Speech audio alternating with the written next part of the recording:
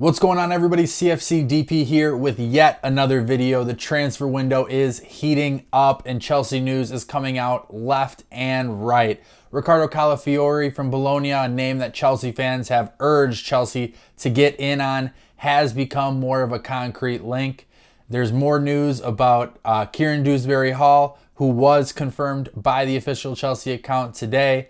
Marc, Guiu is also another player that was confirmed by Chelsea in the last 48 hours. So things are starting to heat up. And do I suspect a Victor Osimhen might be coming back into the picture? We'll get into all of that right now. But before we get started, go ahead to Cy Phillips Talks Chelsea. You can find the link in the description. Match reviews, transfer sourced articles, a daily aggregation of all the Chelsea news, player reviews, scouting reports, podcasts, and more. It's really a one-stop shop for Chelsea information. So go ahead, find that link in the description, and you can find all of that wonderful content. So let's go a little bit into a chronological order of how the last 48 hours has kind of shaken out. Marc Guiu has been confirmed as a Chelsea signing. He did some wonderful media work a couple days ago on that, just talking about how much he's excited to come to Chelsea, how he's come here to win titles, how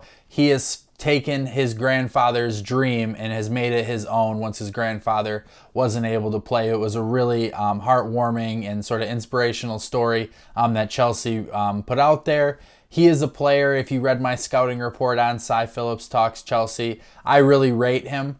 In terms of squad construction, I think Guiu has a really good opportunity to fit in the squad this upcoming season, depending on the other business that's done. Obviously, if you bring in a proven striker, him and Jackson are going to be sort of the main guys, and then Guiu can, maybe play those conference or cup league games. We're going to see how preseason goes, because if he is able to perform and play well, and you can trust him to say, hey, the Conference League, Carabao Cup, those are your competitions. New striker, Jackson, Premier League, FA Cup, Club World Cup, those are your competitions. You could definitely start to see Guiu fit into this team for next year. What I like about him, I like his aerial ability. He's very acrobatic.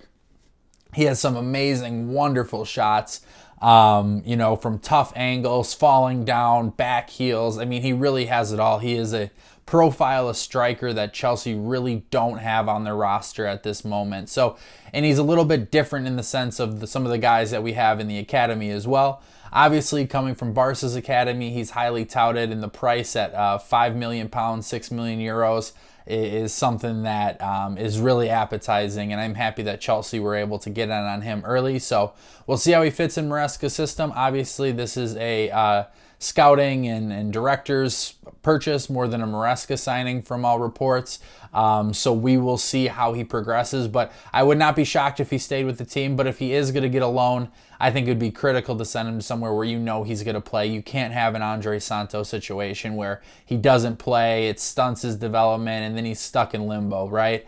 If he needs to go back to La Liga, if he needs to go to Strasbourg, if he needs to go to Serie A, however it may be, this is a guy that needs to play. So if he can get minutes at Chelsea, fantastic. But if he needs to go elsewhere, I'm definitely okay with sending him out on loan. Over the last 72 hours or so, Riccardo Calafiori has become a more concrete target. As of numerous reports by Fabrizio Romano, it seems like Chelsea and Arsenal are the big Premier League sides that are looking at Calafiori. Obviously, to this point, Calafiori had agreed personal terms with Juventus, but Bologna does not want to sell to Juventus based off of how they handled the Thiago Motta appointment, taking him from Bologna.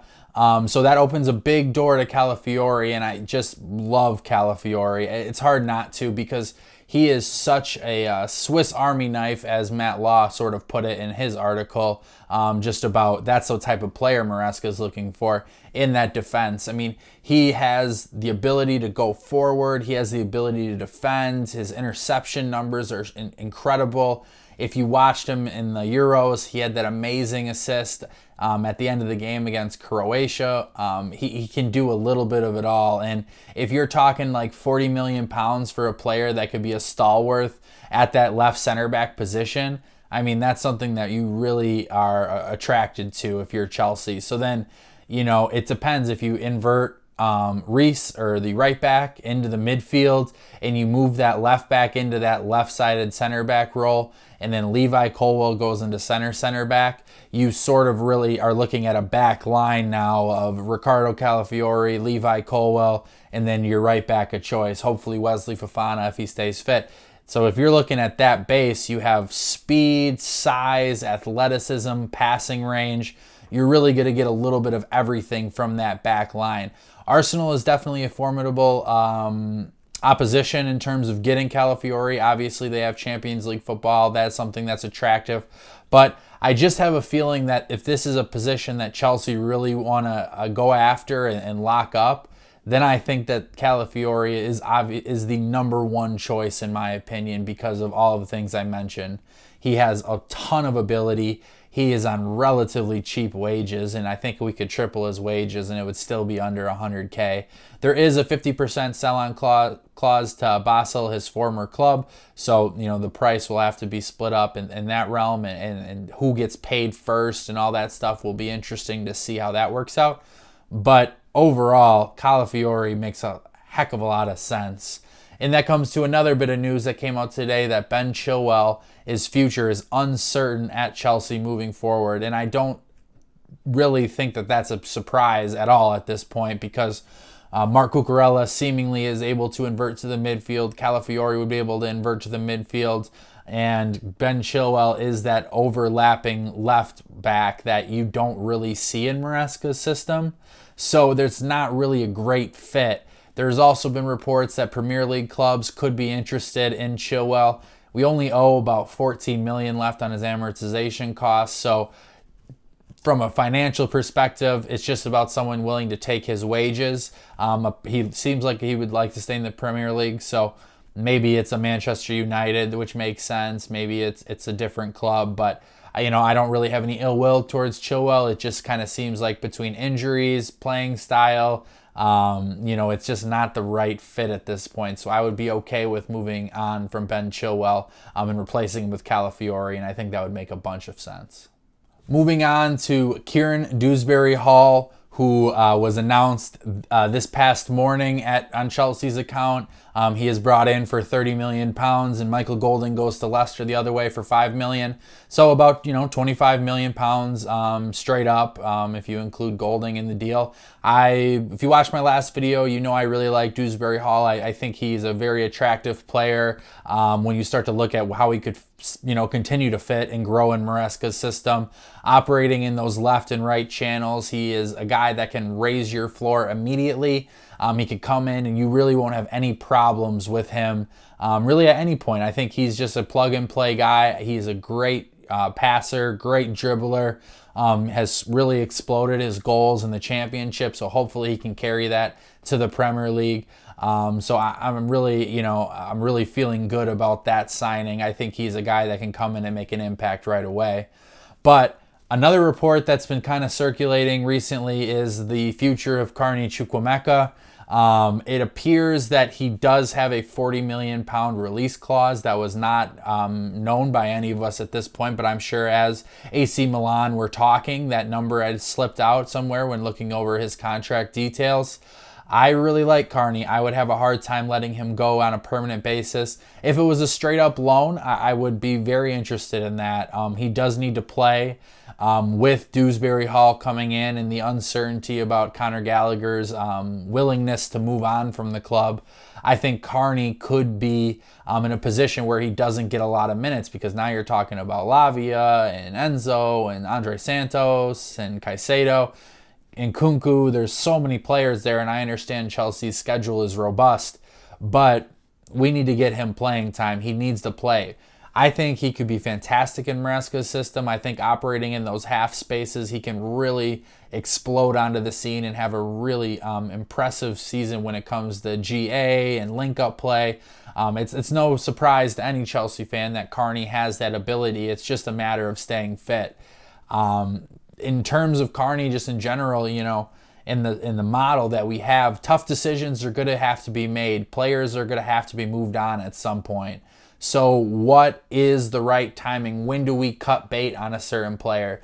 You would double your money on Carney if you sold him for $40 million. I don't think anyone's going to offer that, but you have to start to wonder where the board's mind is when you start to look at if they can't move on from Conor Gallagher, if you can't move, if you can't loan out certain players or however it shakes out. There might just be too many people there.